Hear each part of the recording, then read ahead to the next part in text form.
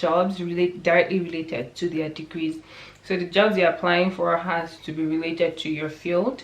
And there are two kinds. In the United States, there are two kinds. There's the pre-completion.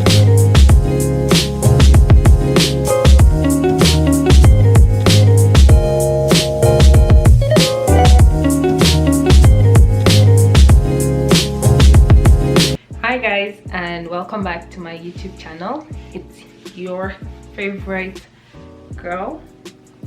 I don't say big sister because it's adulting, but it's your favorite girl, Hephzibah. Yeah, thank you for tuning in to my channel today. I film about life as an international student in the United States.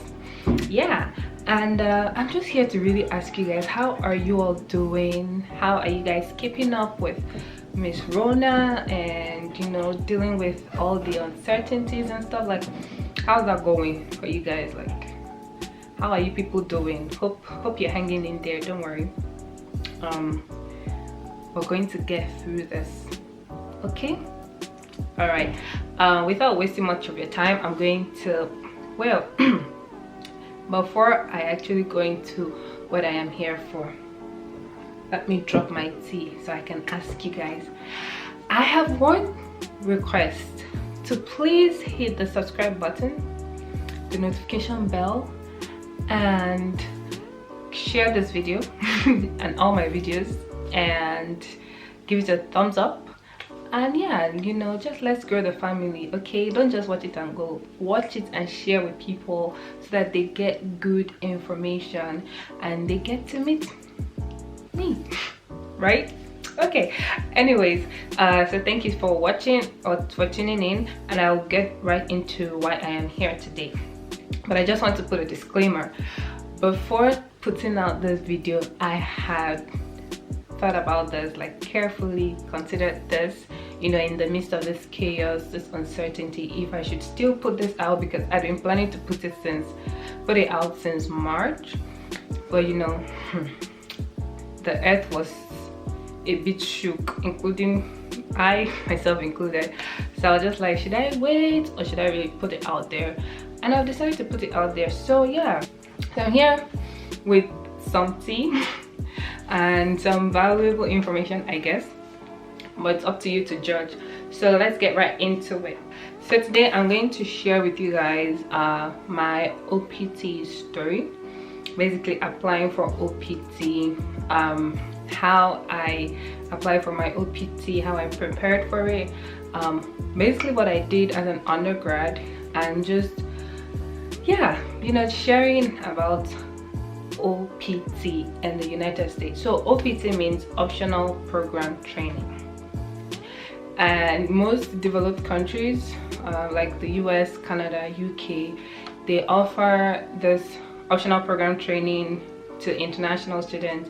So basically what it does is it lets international students stay back to work for at least 6 months, a year after graduating school. So after completing maybe their bachelor's degree or their master's degree or their doctorate degree, yeah, wait, doctoral degree, I think that's how they put it. But yeah, so I'm here to talk about OPT application, just basically share some information about OPT in the United States, because that's where I'm at. I'm in the US, and yeah, you know, maybe from time to time I'll get people to share from other developed countries as well. But I'm going to share my OPT journey or story with you guys, and how I applied and what I learned about OPT. So grab your cup of tea. Yeah, I don't drink coffee, so I have ginger tea here. So yeah, grab your cup of tea and let's spill the juice. Cheers. Ugh.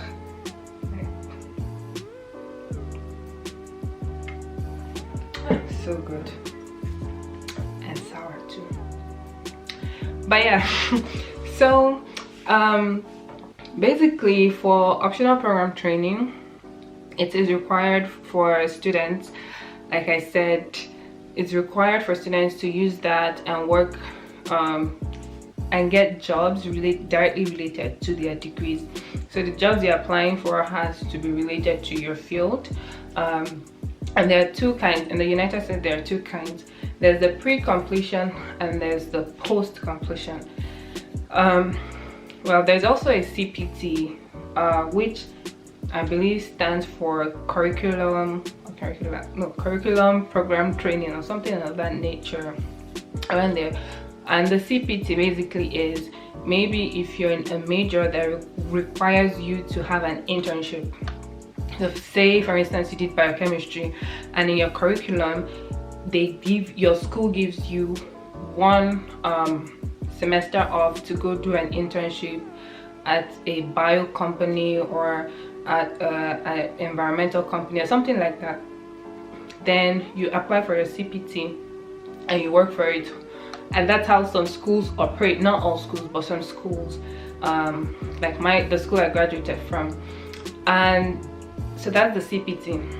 And the pre-completion OPT is OPT you apply for, so yeah, you can work, so that you'll be able to work, or you'll be allowed to get employment, like full-time employment, during maybe the summer or just basically outside the school year. So I'm going to explain. So when I was I a junior or a senior? I think a junior.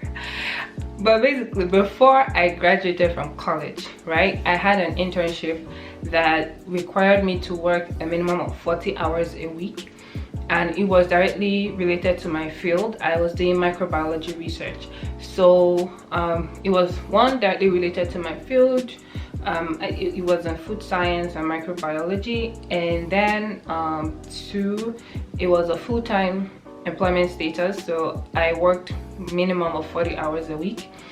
And three, it was outside school, so it was outside my school but in another research institution school.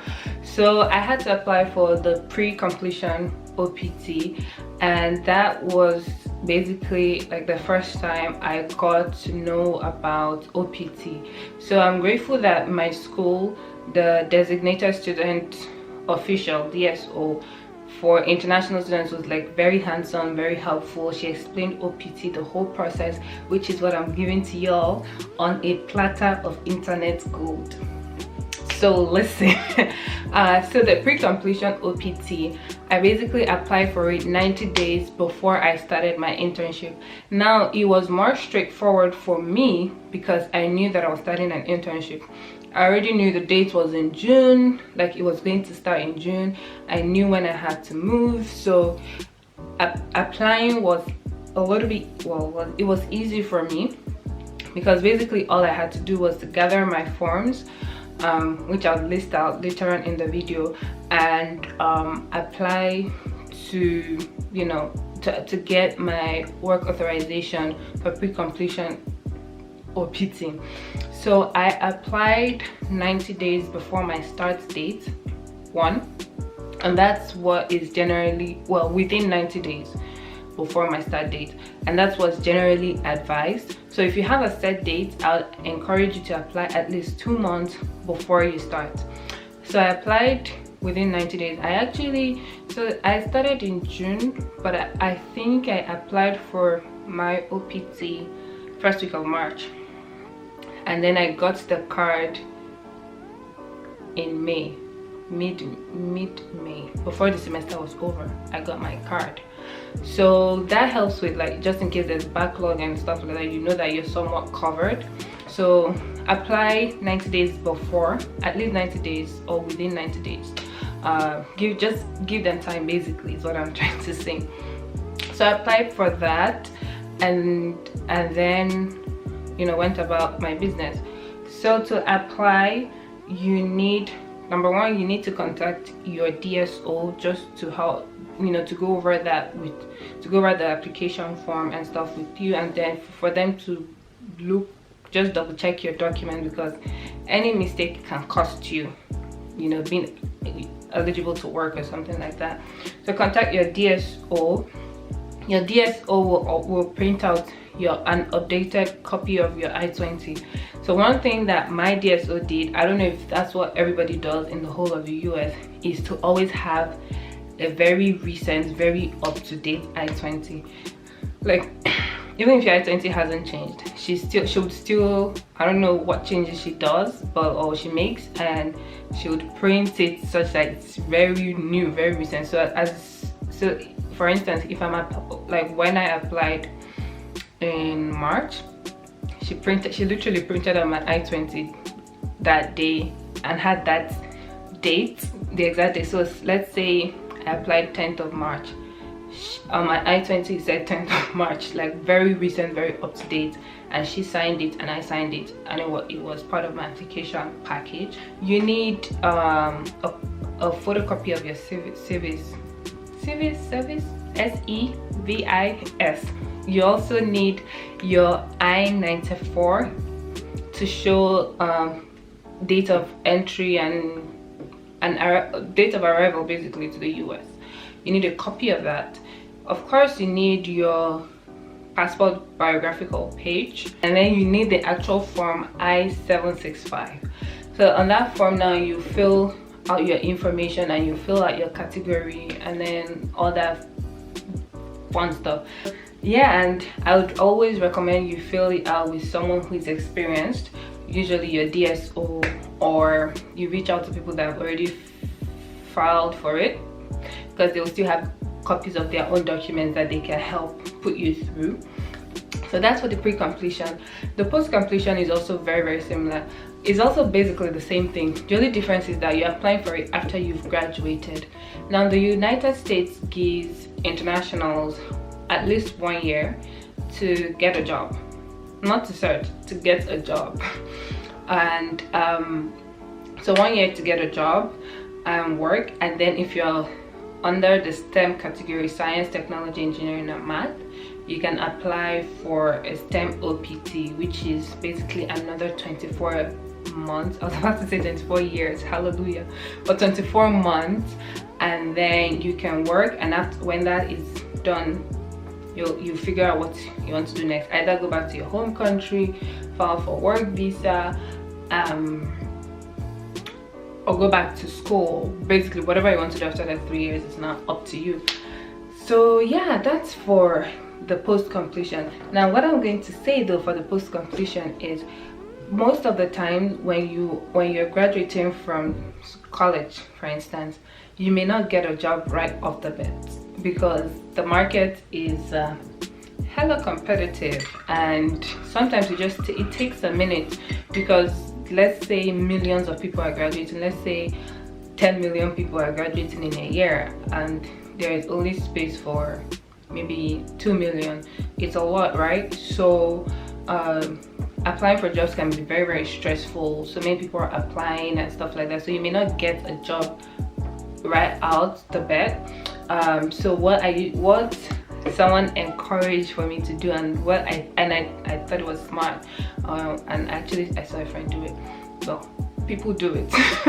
Basically, what I'm saying, what people normally do is, if you're graduating, you know that you have a 90 days grace period after you graduate. So here's the thing: once you graduate, you have a 90-day grace period, or where you can still be searching for jobs in the US. So what people normally do is, even if they apply early, again, apply for your OPT while you're still in school, but push your start date to start after the 90 days. So for instance, if you're graduating in May, apply before May. You can even apply 1st of May, and then put your, because on your application they are going to ask, when does your employment start. Count the 90 days and put it to start on the last day of the 90 day, or on the 91st day. And then once your OPT starts running, you have another 60-day grace period. So it will give you a total of 100 and something days. That should help you buy time to like apply for jobs, go for interviews, stalk people on LinkedIn, explore your options basically. So yeah, once again, what I recommend is push it back as much as you can, especially if you haven't gotten a job, because as you push it back, then when you get a job, you can easily just tell your bosses, okay, this is when my work authorization starts, blah blah blah, and usually they will understand. But if you don't push it back and you just start your OPT running in June because you know you have faith, usually what will happen is the first day it starts running and it expired, like they give you a time frame. So once they approve it, it's going to be like, oh, it's going to start from here, and then they'll count days to here. So you want to buy time basically. One more thing I'd like to add, when you're applying for the STEM OPT, is you have to submit all of your documents. Okay, I'll have to talk about the STEM OPT in another video, but basically you have to submit all those documents I listed earlier, plus your proof of graduation. So sometimes it could be your transcript, it could be a certificate of graduation. So yeah, just send all the information they need so that they can offer you your STEM OPT. So yeah, that's all I have for today regarding OPT in the United States. I hope someone finds this helpful. Like I said, I wasn't quite sure if I should put this out there because of all the uncertainties that we're facing, but I'm quite sure that there'll still be people that would want or they'll have need for it. So I hope this helps. Thank you so much for watching, and I'll see you in my next video.